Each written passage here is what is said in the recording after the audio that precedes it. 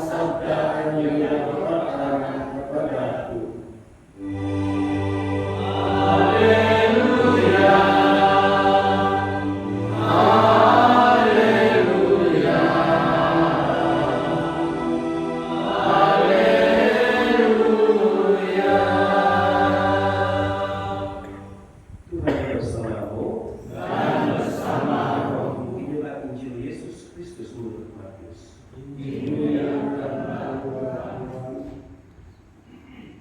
Pada suatu hari Yesus kembali ke tempat asalnya. Di sana ia mengajar orang di rumah ibadat mereka.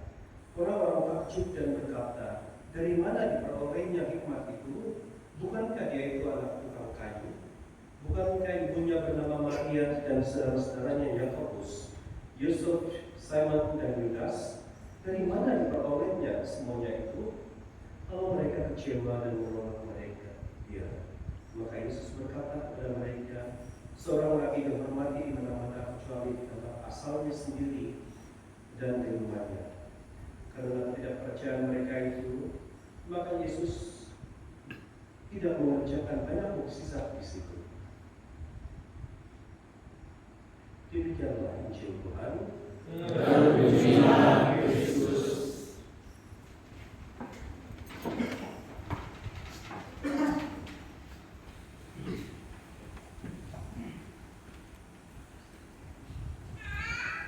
Saudara-saudara terkasih, saya masih teringatkan panggilan saya menjadi guru matematik, katedis. Sebelum saya masuk seminari, saya 4 tahun menjadi katedis. Dan saya pernah khusus di Puskat, saya masih Puskat. Kerja tulis sama jurnalistik situ saya. Masa itu saya baru lepas SPM, sedang tunggu keputusan. Tiba-tiba kami panggil pada masa itu 1991 ya. Datang ke rumah saya dan itu cari saya. Mana dia? Lepas itu saya kata iya. Saya jadi komunis gitu.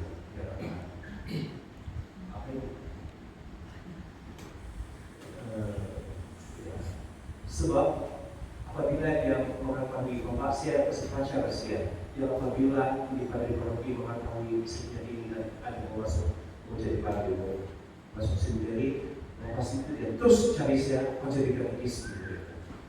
Sebab kakak saya itu baru saja karena kawin sama orang Jawa, dia katedis di sana ya, terpaksa dia membawa Jawa, dia adalah katedis. Jadi saya katakan saya tidak tahu apa-apa.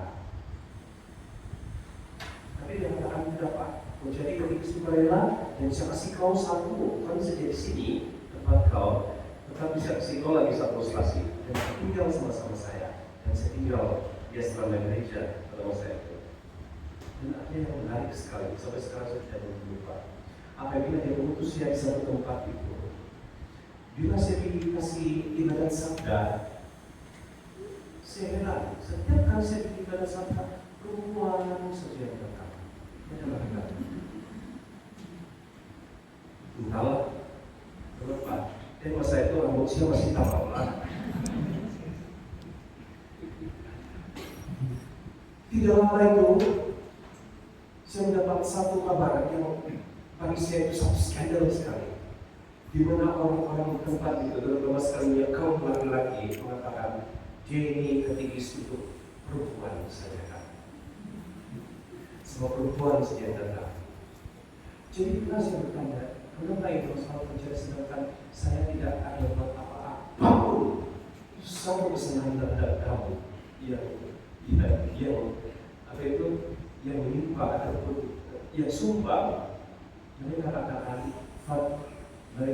aktivis itu laki-laki di tempat firman sebab kau masih muda. Mereka katakan siapa kau? Kami mau aktivis yang tua sedikit untuk mengajar kami. Siapalah kau? Kalau di sana kita tinggal itu semua status sosial berubah. Nasib tantangan moral. Saya tidak diterima di sana. Memang mereka menghormati saya lah. Bapak saya pun bekas aktivis di sana.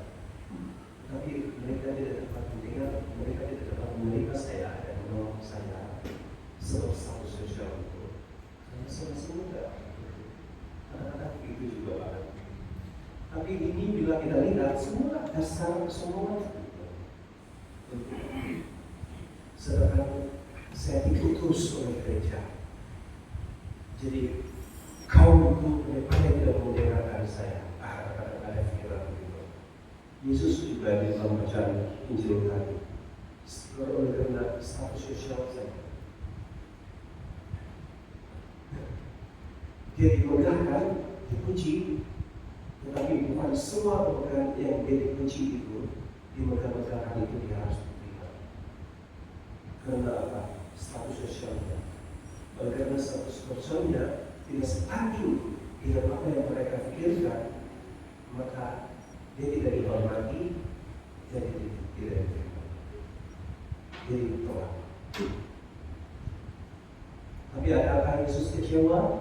Tidak, diteruskan. Sebab ini bukan soal kes moral, ini soal status sosial saja. Jangan takut. Dia teruskan saja. Dan kenapa ini terjadi? Ya, mungkin, ya, kalau tertipu daripada yang orang-orang yang mendengar saja, menolak. Kadang-kadang kesombongan itu membawa kepada seseorang itu membentuk hatinya untuk tidak menerima. Untuk mencaci pun ada, untuk mempermasalahkan pun ada. Semua akan ada dalam pikiran manusia kalau didorong oleh kesombongan itu. Dan bukan itu saja, oleh karena di dalam kesombongan itu sikap sombong juga itu ada. Siapa lagi itu? Siapa lebih berpelajaran daripada dia lah. So, siapa kau untuk mengajarkan? Oleh karena itu, segala bisa yang melakukan saya susah untuk menerimanya. Karena status sosial. Karena apabila status sosial terlalu rendah, berarti kau tidak uang, kau tidak harta, no money, no God.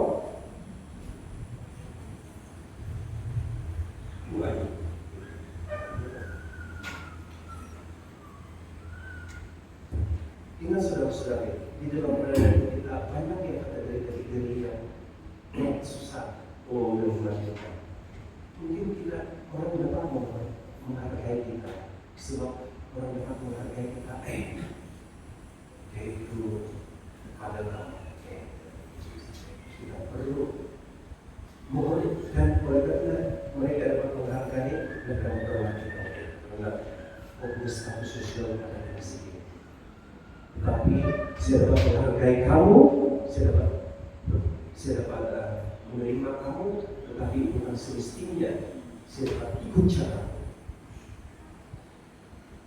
Dan ada juga orang yang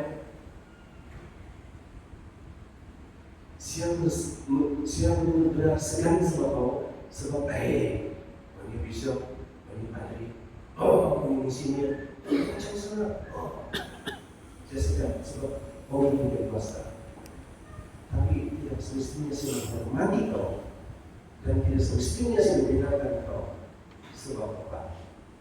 Perkara-perkara mungkin dari segi cara hidupmu, dari segi moralmu dan sebagainya. Sebab itu hati-hati. Ada orang yang masih dapat mendengarkan kau, kita masih dapat menghargai apa yang kita lakukan, tetapi dia masih tidak dapat mendengarkan kita, sebab mungkin kita mau cepat saja, tetapi kau sendiri tidak dapat melakukan yang telah dilakukan.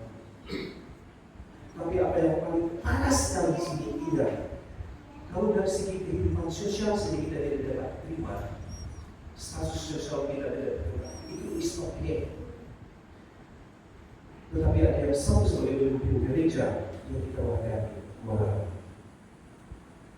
Apabila hidup moral kita tidak ada di sana, pada masa yang sama kita sebagai pemimpin gereja tidak lagi dihormati, tidak lagi disegani, tidak lagi didengarkan dan penolakan. Bagi saya, kalau saya tidak disegani, it's okay. Biarlah, I'm very approachable, it's okay. Tetapi asalkan kau bukan mendengar Sebab status sosial siapa yang semua banggakan. Oleh itu, tidak perlulah usaha kami selesai. Kita sama-sama tidak perlu apa-apa. Tetapi kamu pada masa yang sama saya mempunyai orang yang baik. Kau masih dapat mempercayai saya dan kau masih dapat menerima saya. Itu lebih penting daripada segala. Tetapi yang penting, tapi lebih baik kalau kita juga disegani sebab kebenaran kita pada masa yang sama kita dihormat dan tidak diterima. Karena hidup sosial kita pun baik, pergaulan sosial kita baik, dan kebenaran orang kita baik. Dan inilah kita bisa ciptakan di dalam gereja kita.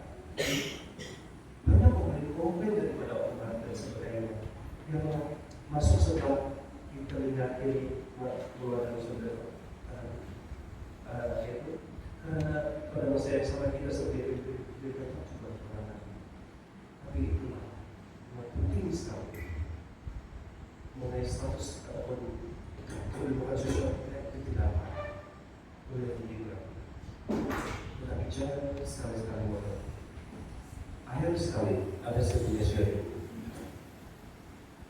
Ada satu pagi saya mengenai sudah itu ada pemilihan dan pelantikan untuk pelayanan umum.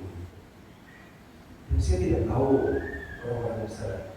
Saya memerlukan orang-orang yang putih dan orang-orang besar yang tahu siapa yang kamu mempunyai dan dalam kasih saudara. Dan saya pun oke, ini yang mau kerja oke. Dan saya mau keputusan. Selepas saja keluar cerita yang kenapa dia begitu? Kenapa itu orang yang terima? Dan semua kalau tembak saya selalu apa? Perkara yang 15 tahun yang lalu berlaku terhadap seseorang itu dari segi moral. Apabila digelar sebagai pelayan publik itu timbulkan. Sebab kenapa? Pemikiran umat ini sebagai pelayan publik adalah tugas kudus. Jadi mereka masih menilai bahwa layak atau tidak. Walaupun punya perbuatan yang 15 tahun yang lalu lakukan dan sudah bertobat, tetapi pemikiran umat ini masih tidak berubah. Hati-hati itu juga. Dan sehingga perkara itu sampai datang sampai ke bawah aman. Mantan gereja, maka serius. Iblis belum merusakan dengan cara apa saja.